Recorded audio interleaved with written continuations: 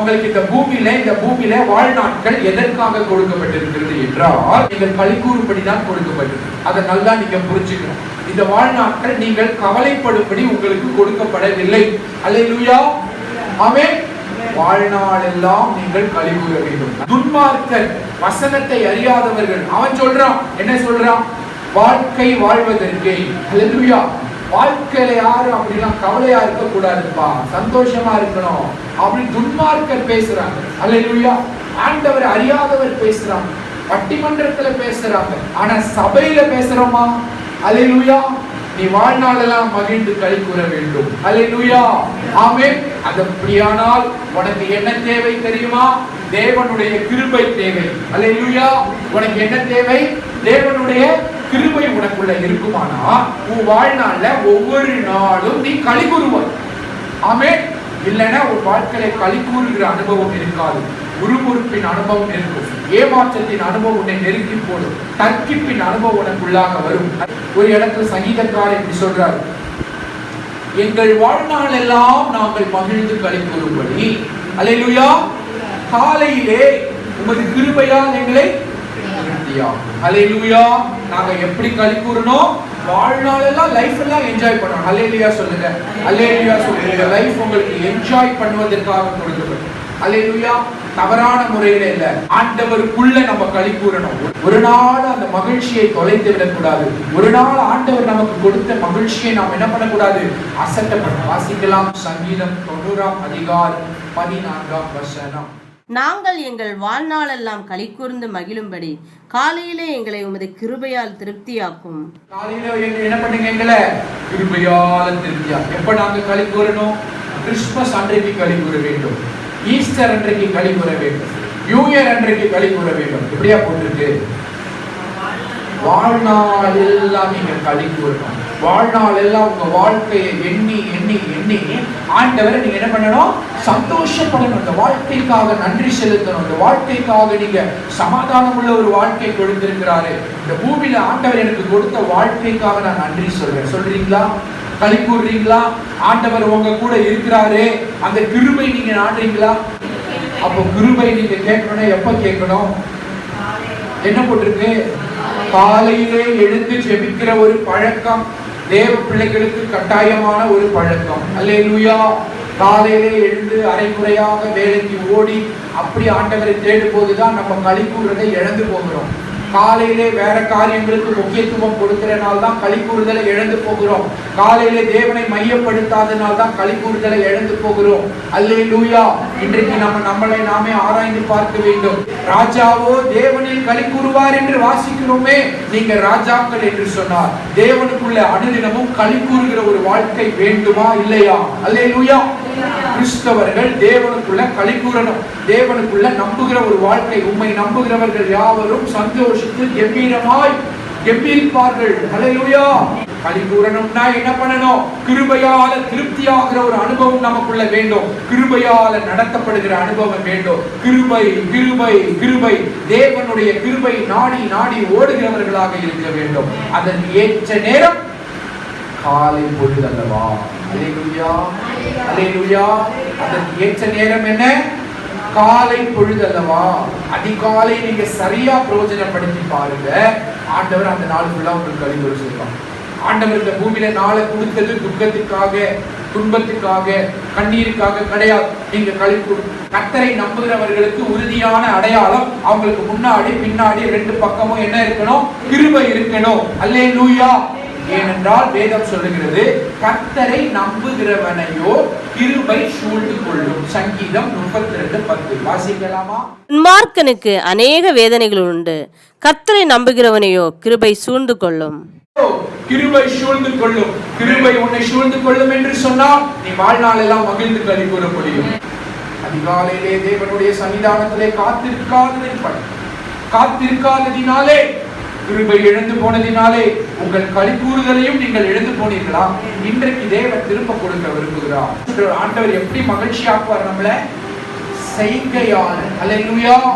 செய்கையால ஆண்டவர் நம்மளை மகிழ்ச்சி ஆக்குவார். செயல்களால மகிழ்ச்சியை. வாசிக்கலாம் சங்கீதம் 92:4. கர்த்தாவே, உமது செய்கைகளால் என்னை மகிழ்ச்சியாக்கினீர். ஆண்டவர் எப்படி நம்மளை மகிழ்ச்சியாக்குறாரு? செய்கை செஞ்சு மகிழ்ச்சியாக்குவார். நீங்களும் அப்படித்தான். உங்க செயல்களால மற்றவங்களை மகிழ்ச்சியாக்கணும். உங்க வீட்டுல உள்ளவங்களுக்கு என்ன பண்ணணும்? மகிழ்ச்சி உண்டாக பண்ணணும். ஆமென். உங்களுக்கு சந்தோஷம் வேணும்னா நீங்க மற்றவங்களுக்கு சந்தோஷம் கொடுக்கிறவர்களா இருக்கும். மற்றவர்கள் சந்தோஷத்தை ஒரு நாள் கெடுக்கிறவர்களா இருக்கக்கூடாது. முதலாவது உங்க வீட்டாருடைய சந்தோஷத்தை கெடுக்கிறவர்களா இருக்கக்கூடாது. உங்களுடைய வீட்டாருடைய நிம்மதியை கெடுக்கிறவர்களா இருக்கக்கூடாது. தேவனுக்குள்ள அவங்களை வழி நடத்துகிறவர்களா இருக்கும். அல்லேலூயா. வாசிக்கலாம். பிலிப்பியர் 2ஆம் அதிகாரம் 16ஆம் வசனத்தை ஒருத்தர் எடுத்து வாசி. எல்லாவற்றையும் முறுமுறுப்பில்லாமலும் தர்க்கிப்பில்லாமலும் செய்யுங்கள். நீங்க என்ன செய்யுங்க? எல்லாவற்றையும் முறுமுறுப்பில்லாமல், எல்லாவற்றையும் தர்க்கிப்பினது வாக்குவாதம், ஆர்கியூமெண்ட். அல்லேலூயா. இந்த ஆர்கியூமெண்ட்டையும் இந்த வாக்குவாதத்தையும் தர்க்கிப்பையும் நீங்க அவாய்ட் பண்ணி பாருங்க. கர்த்தர் உங்க வாழ்க்கையில சந்தோஷம் கொடுப்பார். அல்லேலூயா. உங்க வீட்டுக்குள்ள அவாய்ட் பண்ணி பாருங்க. கர்த்தர் உங்க வாழ்க்கையில பெரிதான சந்தோஷத்தை கொடுப்பார். எத்தனை பேருக்கு சந்தோஷமா இருக்க ஆசையா? அல்லேலூயா. ஒரு நாள் சந்தோஷம், ஒரு நாள் சமாதானம் இல்லாமை, ஒரு நாள் துக்கம், அப்படி மாறி மாறி சுட்டு போட்டு வரது கிடையாது. ஜோசியர் கிட்ட பார்க்க போனீங்கன்னா அவங்க சொல்லுவாங்க, இந்த வயசு வரைக்கும் உங்களுக்கு இப்படிதான் இருக்கும், 36 வயசுக்கு மேல நீங்க நல்லா இருப்பீங்க, அதுக்கப்புறம் எல்லாம் சரியா. அந்த கதை இங்க கிடையாது. அல்லேலூயா. வேத வசனத்துல அந்த கதைக்கு இங்க இடம் கிடையாது. நீ டெய்லி சந்தோஷமா இருப்பார், நீ டெய்லி சுகமா இருப்பார், நீ டெய்லி ஆண்டவரோட கிருபையால நிறைந்திருப்பார். தேவனும் கூட இருப்பார். நான் உன்னை விட்டு விலகுவதும் இல்லை, உன்னை கைவிடுவதும் இல்லை. சில நேரம் கைவிடுவேன், சில நேரம் கைவிட மாட்டேன், அப்படி கிடையாது. நீ தான் சில நேரம் தவறான வழியில போற, அதனால சந்தோஷத்தை இழந்து போகிற, நீ என்னை தேடாமல் போகிறாய். அல்லேலூயா. அவருடைய தயவுக்காக கெஞ்சிங்க, கிருபைக்காக அவர் காலில் விழுந்து கெஞ்சிங்க. அல்லேலூயா. அவருடைய கோபம் ஒரு நிமிஷம், அவருடைய தயவு நீடிய வாழ்வு. சாயங்காலத்திலே அழுகை தங்கும், விடியற் காலத்திலே களிப்புண்டாகும் என்று வேதம் சொல்லுது. நீங்க தேவ தயவை வாங்கிட்டீங்கன்னா அப்படியே பிளேட்டை மாத்தி போட்டுருவாரு ஆண்டவர். சாயங்காலம் பயங்கர சண்டையா இருக்கும், சாயங்காலம் நீங்க பயங்கரமான பிரச்சனையா இருக்கும். நீங்க நினைப்பீங்க இது எங்க போய் முடிய போதோ. தேவ தயவ கிருபையை கேட்டு பாருங்க, காலையில அப்படியே களிப்பா மாத்தி போட்டுருவோம். வாசிக்கலாம். 30ஆம் சங்கீதம் 5ஆம் வசனம். அவருடைய கோபம் ஒரு நிமிஷம், அவருடைய தயவோ நீடிய வாழ்வு. சாயங்காலத்தில் அழுகை தங்கும், விடியற் காலத்திலோ களிப்புண்டாகும்.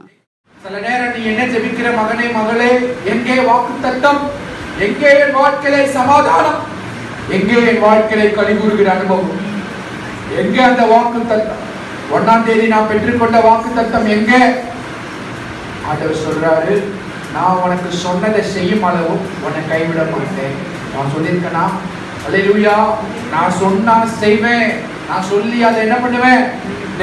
நான் செயல்களால மகிழ்ச்சி ஆக்குவேன். அதான வாசிச்சோம் சங்கீதம் 92:4. தேவரீர் உமது செய்கைகளால் என்னை மகிழ்ச்சியாக்கும். அவருடைய செயல் நம்மை மகிழ்ச்சியாக்க வேண்டும். அல்லேலூயா. செய்யறதுக்கு இடம் கொடுக்கணும். ஆண்டவருக்கு நம்ம என்ன பண்ண வேண்டும்? இடம் கொடுக்க வேண்டும். அதிகாலையில தேட வேண்டும், கிருபையை நாட வேண்டும். நம்ம ஒரு காரியத்தை மனசுல வாழ்நாளெல்லாம் நான் சந்தோஷமா இருக்கேன். அவருடைய அன்பை சிலுவையிலே நமக்கு காட்டினார், செய்கைகளால் அன்பை காட்டினார். நான் உன்னை நேசிக்கிறேன், நான் உன்னை காப்பாற்றுவேன், நான் உன்னை கைவிட மாட்டேன். இப்படி டயலாகா பேசிக்கொண்டே போனாரா? இல்லை. தேவன் தம்முடைய ஒரே பேரான குமாரனை கொடுத்து அன்பை அவர் காட்டினார். அல்லேலூயா. உங்களுடைய அன்பை நீங்கள் என்ன பண்ண வேண்டும்? காட்ட வேண்டும். உங்களுடைய செயல்களை உங்க குடும்பத்துக்கு என்ன பண்ண வேண்டும்?